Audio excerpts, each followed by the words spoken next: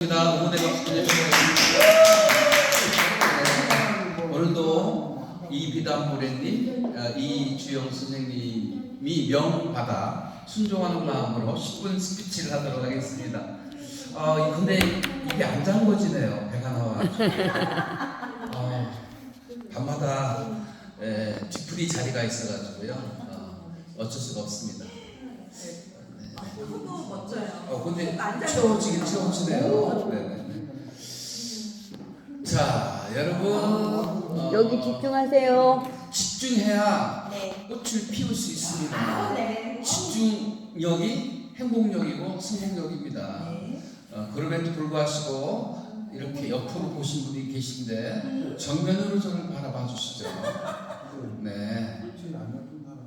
네. 여러분 두 가지 질문을 드리겠습니다. 인생을 살아오시면서 기쁨을 발견하셨습니까? 네. 그리고 그 기쁨이 다른 이의 기쁨이 되고 있나요? 네. 이 대답에 예스가 나오면 천당에 사셨다는 증거이고요. 네. 저는 안송합니다. 그러면 지옥에 있는 겁니다. 여러분 삶의 기쁨을 발견하셔야 됩니다. 그리고 그 기쁨이 사는데 다른 이들에게 기쁨을 줄 수 있어야 된다고 생각합니다. 그래서 인생을 살아가는데 무슨 일이든 의미와 재미가 있답니다. 네, 의미, 내가 살아가는데 어떤 좌우명 내지는 사명감 내지는 소명의식을 갖고 있잖아요. 여기 제가 시간이 허락되는 날까지 꾸준히 나온다고 오늘 다시 한번 마음에 작심을 했습니다. 여기 있으면 그냥 모든 게 다 쉬워요. 아름다워요. 네. 절망이 그냥 절망인 줄 알았더니 절망 속에 희망을 봤어요. 그러니 계속 나와야 되겠다는 생각을 다짐했습니다. 여러분 평생 함께 합시다. 네. 의미. 소명의식을 갖고 있어야 되거든요. 소명의식. 저는 어찌어찌 하다 보니까 원래 제가 충남 와서 신창민 음대리 278문제 들어갔는데 그때는 아주 겁장이 그 다음에 소심하고 내성적인 그런 청년 아이였거든요. 그런데 어느 날 제가 정말 사람들 앞에서 말 잘하는 것이 그렇게 부러울 수가 없어서 마이크를 좋아하다 보니까 이게 직업이 되어버렸어요. 그래서 저는 내성적이고 또 자기 자존감이 없고 자신감이 부족한 사람들에게 희망과 꿈과 용기를 심어주는 일을 하고 있다는 것이 얼마나 자랑스럽고 얼마나 기쁘고 그런지 몰라요. 그리고 많은 분들이 나중에 오늘 고약떡집 대표님 오늘 못 나오셨는데 떡까지 해오세요. 왜냐하면 자기가 막 일취월장했거든요. 그 다음에 막 그 방문하듯이 자기도 모르게 방언이 막 터져요. 그러면 떡을 해옵니다. 이것이 사는 저의 기쁨이고 즐거움입니다. 근데 오늘 제가 드리고 싶은 말씀은 거기에 재미까지 있다면 얼마나 금상첨화이겠는가.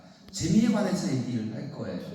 여러분은 하시는 일을 재밌게 하고 계십니까? 네. 말을 어쩌면 그렇게 재밌게 할 수 있단 말입니까? 신앙송을 보고 있으면 그냥 절로 되는 것 같아요. 스피치는. 저한테 안 오셔도 됩니다. 네. 근데 이 재미에 관해서 오늘 얘기를 하려고 그래요. 재미있게 사시려면, 재미있게 스피치를 하시려면 지금 세 가지를 말씀드리려고 하는데 이 팩터가 필요합니다. 이 팩터. 이거 요소잖아요. 재밌는 요소. 이거 뭐냐면 엔터테인먼트. 오락적 요소. 네. 지중해 가수 아시죠? 네. 부부사랑을 노래하고 계신 이비담모래님의 부군이십니다. 오래전부터 제가 섬기고 있는 형님이신데요. 존경하는 분이신데 그렇게 사람에게 즐거움을 줄 수 있는 이 오락적 요소가 있어야 됩니다. 저는 요즘은 어제 그저께는 상주에 뉴스프링필 가서 라운딩하고 왔고요. 주말 되면 그냥 스크린 골프 합니다. 그게 취미잖아요. 취미. 그리고 트레킹도 합니다. 신앙송도 죄송하지만 취미로 한번 삼아볼까? 네, 신앙생활을 하면 즐거움이 있을 것 같아요. 아직 제가 즐거움까지 경수도 못 올라갔지만 열심히 이주영 선생님하고 이비담고래님을 쫓아다니면 즐겁지 않을까. 그래서 취미로 잡아야 되겠다 는 것입니다. 여러분들은 어떤 취미를 갖고 계십니까? 어떤 즐거움이 있으십니까? 취미도 즐거운 일이지만 사람이 즐거움을 준다고 저는 생각을 해요. 저는 사람 만나는 게 즐거워요. 그냥 혼자 점심을 먹는 일이 거의 없습니다. 누구를 함께 식사를 하고 저녁에 강의 끝나고 나면 어울려서 뒤풀이도 하고 그래서 배가 이렇게 나오긴 했습니다. 네. 취미 뭔가 즐거움을 만들 수 있어야 되겠다. 즐거운 공간도 있어야 됩니다. 이걸 아지트라고 하거든요. 네. 여기 여러분들 주말 농장도 가지고 계시고 농막도 가지고 계시고 그런 게 다 아지트예요. 건물 가지고 계시고 아지트예요. 나의 공방도 가지고 계시고 그게 아지트입니다. 네. 그래서 나만의 시간과 나만의 공간을 가질 수 있는 것도 엔터테인먼트적인 요소를 만드는 것이다. 우리가 소풍을 하면 우리 5월 9일날 개덕사 이름이 좀 독특해요. 개덕사. 소풍을 가는데 아마도 선생님들이 우리가 점심 먹을 때 풀숲에 바로 틈에 보물을 숨겨놓으실 거예요. 그리고 찾아라 그럴 거예요. 이렇게 삶의 현장에 보물딱지를 숨겨놓듯이 이펙트를 심어놓으면 삶이 즐거워질 것입니다. 그래서 많은 다양한 취미를 갖고 다양한 관심을 갖다 보면 삶이 훨씬 풍요로워지지 않을까. 숲빛도 마찬가지예요. 관심을 가지면 보이나니 그때 보이는 것은 전과 같지 않으리라. 예. 나의 문화 값싸기 나오는 얘기잖아요.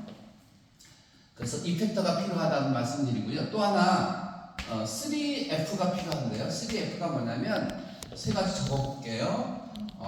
페스트. 오늘 제가 8시 학원 나가서 개인 코칭하고 왔어요.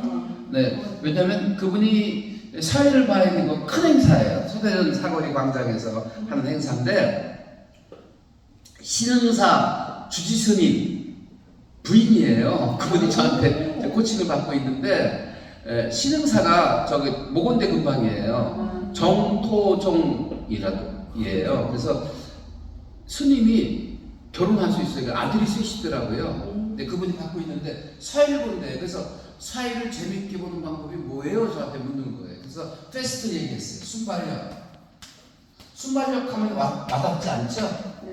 네. 순발력이 뭐냐면 애드립이에요. 애드립을 쓰는 거예요. 제가 이미피 단골의 옷 색깔 계속 얘기했잖아요. 네. 처음에 무슨 색 입고 있다고 하셨죠? 보라색으로 하셨고요. 빨간색으로 더 장을 주셨고요. 그 다음에 핑크색, 꽃분홍색으로 입고 오셨고요. 그 다음에는 보라색, 흰색 입고 오셨어요. 보라. 치마옷 입고 왔어요. 흰색이 뭘 상징하죠? 기억을 너무 잘하시네. 순결을, 깨끗함을 상징하는 거잖아요. 그래서 제가 이 비단모래 선생님을 제가 들먹들먹하는 이유는 뭐예요? 애드립이에요. 현장에서 따라서 합니다. 현장에 답이 있다. 시작. 현장에 사회를 잘 보고 싶대요. 재밌게 보고 싶대요. 그럼 애드립을 구사해. 현장에서 툭툭 눈에 보이는 대로 얘기를 하는 거야. 그게 재미예요. 그게 재밌게 사회 보는 방법이거든요. 근데 아직 못 알아듣더라고요. 더 수강을 해야 돼요. 페스트. 그 다음 두 번째가 뭐냐면 프렌들리예요. 친밀감, 살갑게 다가서요. 형님, 박사님, 교수님, 단장님 이러면 안 돼요. 따라서 합니다. 호영호제. 제가 스크린 치는데 스크린샷이 잘 되니까 오빠 그러더라고요. 여성 같이 하는 멤버들이. 그래서 스크린 치다가 오빠 소리 들었어요. 기분이 업이 팍 되는 거예요. 호영호제. 네. 나이 많으면 형님을, 나이가 어리면 아우로. 호칭하는 건 나쁘지 않아요. 프렌들리예요. 친밀감. 그리고 장난기를 발동하는 것도 프렌들리예요. 살갑게 하는 거예요. 너무 형식적이거나 너무 의례적이거나 너무 예의 반듯하면 사람들이 가까이 가기에는 먼 당신이에요. 그래서 우리는 살갑게 대해야 되겠다. 자, 그래서 오늘부터 호영호제 호칭부터 바꾸자. 저한테 호칭 해보실까요? 박사님보다는 뭐가 좋다고요? 오빠. 오빠! 다 저보다, 다 여기 분들은 다 저보다 연하니까, 네, 오빠, 더 존경스러운 오라버니 해주시면 돼요. 자, 뒤에 계신 분, 돼지 오빠라고 한번 호칭해 보실까요? 돼지 오빠. 돼지 오빠. 오빠 하는데 오늘 엄청 부러우셨나 봐. 네, 프랭크님. 또 하나가 프랭크예요. 프랭크가 솔직함이거든요. 삶의 최고의 무기는 솔직합니다. 내숭 떨지 마라. 그리고 세상에 비밀 없는 거 아시죠? 언젠가 들통나게 되어 있고 세상에 알려지게 되어 있으니 정직해라. 얼곱게. 그리고 숨기지 말고 솔직하게 자기를 드러내는 것이야말로 재밌게 말하는 것이고 재밌게 사는 방식이 3F다. 동의하시죠? 네. 동의하시는 분들께 박수 한번 박수 받는 수지 박수 받는 인생. 제가 모두 사인해서 제가 책 드린다고 했잖아요. 네네네네. 네, 드릴 겁니다. 꼭 실천. 그일날 소풍 가서 받으면 좋겠다. 네, 소풍 갈 때 가져올까? 네. 와 이럴 때 비빔밥 그러면 소풍 안 가시는 분들은 안 드려도 되나요? 네. 네, 그렇게 하겠습니다. 그 다음에 또 한 가지가 있는데요. 네.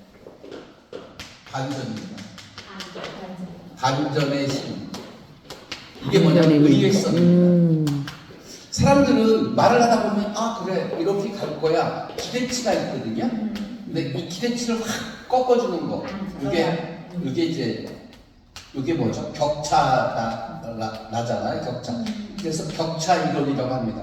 사람들의 마음이 이렇게 흘러갈 거야를 확 반전을 주는 거. 이게 격차 이론이라고 하고 반전의 힘이라고 합니다.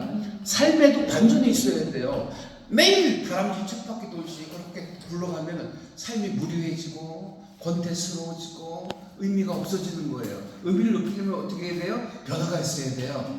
반전이 있어야 돼요. 그래서 어느 날 갑자기 5월 9일날 우리가 야외 학습한다. 이것도 반전이에요. 특별한 행사, 특별한 이벤트를 넣어주는 것이 반전이 있는 삶이에요. 저는 그래서 여행을 좋아합니다.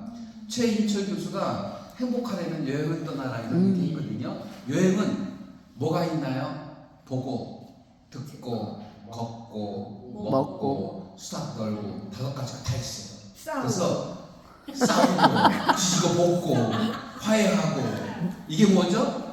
따라서 합니다. 여행은 행복의 종합 선물 세트다. 시작. 여행은 행복의 종합 선물 세트다. 여행은 삶의 이벤트예요. 그래서 이벤트를 많이 넣어주세요. 여행을 많이 하세요. 가까운 데도 좋고요. 또 제주 올레길도 좋고요. 또 동해안 길도 좋고요. 아니면 보문산도 좋고요. 네, 매일매일 모든 것이 우리 삶에 이벤트를 줄 수 있는 것이다. 저는 중국 속담 얘기하면서 이제 마무리 지으려고 합니다. 바다 위를 걷고 하늘을 나는 것이 기적이 아니라 땅 위를 걷는 것이 기적이다.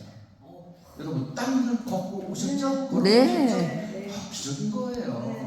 네, 제가 MTB 자전거를 좋아했거든요. 근데 그 MTB를 접었어요. 왜냐면 영도에 가가지고 달맞이 공원에서 내리 쏘다가 팔이 부러졌고 그 다음에 오른쪽 종다리뼈가 부러졌거든요. 다리 부러지니까 말이죠. 휠체어 타고 다녀야 되고요. 목발 짚고 다녀야 되고요. 얼마나 불편한지 몰라요. 근데 여러분 두 다리 쌩쌩하시죠? 네. 쌩쌩하시죠? 그러면 기적이에요. 아침에 눈을 뜨셨죠? 네. 기적이에요. 어떤 못된 마누라는 그런다면서요. 남편이 눈 뜨면 왜 눈 떴냐고 뭐 구박한다고 그러는데 눈을 뜰 수 있고 볼 수 있고 맛있는 음식을 먹을 수 있고 두 발로 걸을 수 있는 것이 기적이 아니겠는가. 그래서 여러분 삶에 반전이 있어야 되고요. 그 다음에 스피치에도 반전이 있어야 돼요. 반전이라는 것은 뒤집어 말하는 거예요. 쉽게 얘기하면 반어법 쓰는 거예요. 이중이 예쁘잖아요. 근데 그거를 어떻게 표현할 수 있을까요? 정말 짜증스럽게 예쁘시네요. 반어법을 넣어주면 훨씬 더 강조가 되는 거죠. 그래서 요거는 좀 트레이닝이 필요하고 예, 공부가 좀 필요해요. 반전을 주는 훈련이 좀 필요하거든요. 우리가 신앙송을 반복하듯이 아까 돼지 오라버니께서 신앙송 하는데 부럽더라고요. 나는 왜 신앙송 안 시켜줄까? 다음 시간에 한번 시켜주시겠지. 네, 반전이 있는 삶, 그리고 3F가 있는 삶, 그리고 삶의 이펙터가 많이 있는 삶이 되시기 바랍니다. 여기까지 하겠습니다.